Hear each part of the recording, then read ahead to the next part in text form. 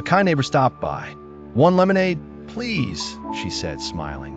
Firas poured carefully and handed her the cup. She gave him a shiny coin. "Thank you for your business," Firas said, almost shouting from excitement. He had made his very first sale. Back inside, Firas sat on the floor and took out the coins he earned. "1, 2, 3, 5 coins," he said, his eyes wide. His parents clapped. "That's a great start," said his mom. "You worked hard." Firas nodded proudly. "I'm a real businessman now." Firas found an empty glass jar and dropped the coins in with a clink clink.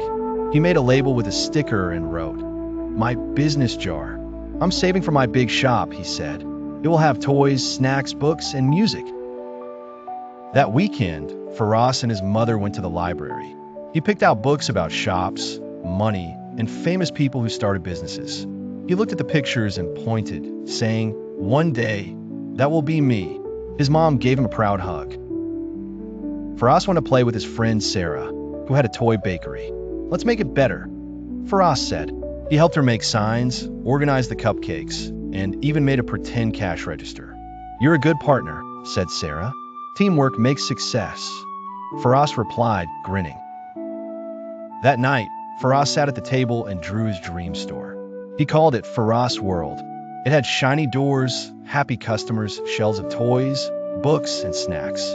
He even drew a tiny office where he sat in a big chair with tie. Lying in bed, Firas looked at his drawing one more time. "One day, I will open my shop," he whispered. "I'll help people, make them smile, and teach other kids too."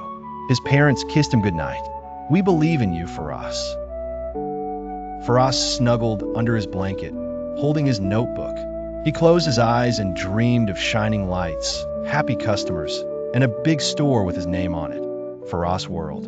Tomorrow, he would wake up and work on his dream again.